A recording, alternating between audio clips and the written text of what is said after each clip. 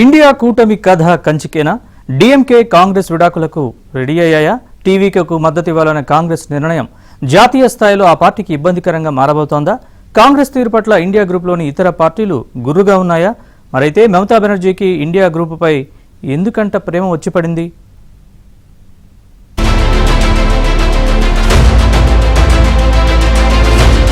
రాజకీయాల్లో శాశ్వత మిత్రులు, శాశ్వత శత్రువులు ఉండరంటారు. అవసరాన్ని బట్టి మిత్రులు మారుతూ ఉంటారు. కాకపోతే కొన్ని సిద్ధాంతాలు, రాజకీయ నైతిక విలువలను పాటిస్తే ఆదర్శంగా ఉంటుందంటారు. అలాంటి ఆలోచనకు కూడా పార్టీలు ఇప్పుడు తిలోదకాలిస్తున్నాయి.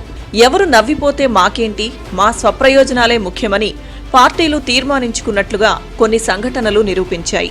ప్రస్తుతం తమిళనాడులో అలాంటి తంతు జరుగుతోంది. దాని ప్రభావం జాతీయ రాజకీయాలపై కూడా ప్రతిబింబించే అవకాశం ఉంది. రాహుల్ గాంధీని ప్రధానిగా చూడాలన్నది తన కల అంటూ డీఎంకే అధ్యక్షుడు ఎంకే స్టాలిన్ అనేక పర్యాయాలు స్టేట్మెంట్ ఇచ్చారు. కాంగ్రెస్ పార్టీ పట్ల డీఎంకే అత్యంత గౌరవంగా వ్యవహరించింది. అయినా తమిళనాడు అసెంబ్లీ ఎన్నికల్లో డీఎంకే కాస్త వీక్ అయిపోయిందని తెలిసేసరికి కాంగ్రెస్ పార్టీ ప్లేట్ ఫిరాయించేసింది. ఎన్నికల ముందే కొంతమేర పసిగట్టి కొత్త డిమాండ్లను డీఎంకే ముందు పెట్టింది.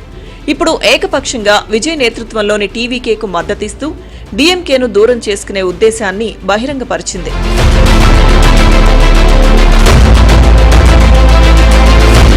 కూటమి ఉన్నప్పుడు సమిష్టి నిర్ణయాలే ముఖ్యమన్నది మర్చిపోకూడదు. ఏ నిర్ణయం తీసుకున్నా అందరూ కలిసి తీసుకోవాల్సి ఉంటుంది.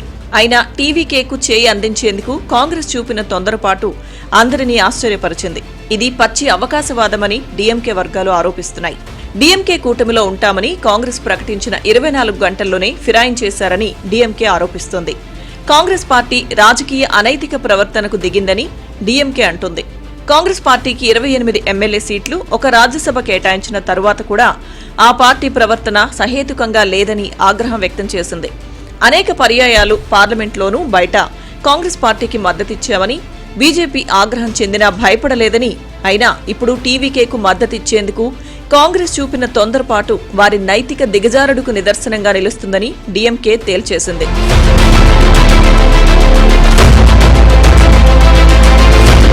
కాంగ్రెస్తో పొత్తు ముగిసిందని డీఎంకే అధికారికంగా కూడా ప్రకటించింది. ఈ మేరకు డీఎంకే ఎంపీ కనిమొళి కరుణానిధి లోక్సభ స్పీకర్కు ఒక లేఖ రాశారు.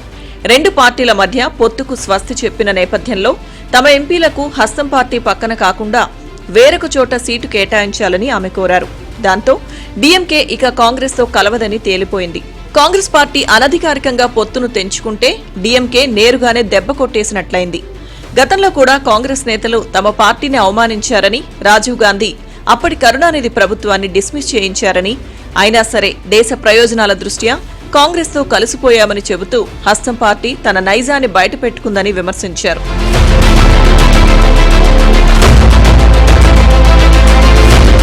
కాంగ్రెస్ తీరుపై సమాజ్వాదీ పార్టీ నేత అఖిలేష్ కూడా తీవ్రస్థాయిలో విరుచుకుపడ్డారు.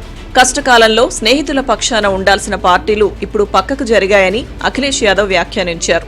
కష్టకాలంలో మిత్రపక్షాలను తాము దూరం పెట్టబోమని ఆయన చెప్పారు. ఇండియా గ్రూప్లో దాదాపు 20 పార్టీలుండగా మొదటి నుంచి ఎవరికి వారే యమునా తీరే అన్నట్లుగా ఆ కూటమి తీరు ఉంది. ఆమ్ ఆద్మీ పార్టీ, తృణమూల్ కాంగ్రెస్ సహా పలు పార్టీలు ఉండి లేనట్లుగా వ్యవహరిస్తూ వచ్చాయి. డీఎంకే ఒక్కటే కాంగ్రెస్కు ఫుల్ సపోర్ట్ ఇచ్చింది. అయినా సరే ఇప్పుడు అవకాశం కోసం కాంగ్రెస్ అడ్డదారులు తొక్కిందని డీఎంకే ఆరోపిస్తుంది. ప్రస్తుతానికి ఇండియా గ్రూప్ లేనట్లేనన్న ఫీలింగ్ వచ్చేసింది. పశ్చిమ బెంగాల్ మాజీ ముఖ్యమంత్రి మమతా బెనర్జీ కూడా ఒకప్పుడు ఆ గ్రూప్ను పట్టించుకునేవారు కాదు. ఇప్పుడు ఓడిపోయిన తరువాత మాత్రం ఆమె తన తీరు మార్చుకునే ప్రయత్నంలో ఉన్నారు. ఇండియా గ్రూప్ నేతల వ్యాఖ్యలను ఆహ్వానిస్తున్నారు. మరి తన పొరపాటు తెలుసుకుని కాంగ్రెస్ దారికి వస్తుందా, లేక ఇష్టానుసారం వ్యవహరించి కష్టాలు కొని తెచ్చుకుంటుందా చూడాలి. ఎందుకంటే ఇటీవల రాజ్యసభలో నియోజకవర్గాల పునర్విభజన అంశం చర్చకు వచ్చినప్పుడు కూడా కాంగ్రెస్ పార్టీకి ఇండియా గ్రూప్లోని పార్టీలన్నీ మద్దతు పలికాయి.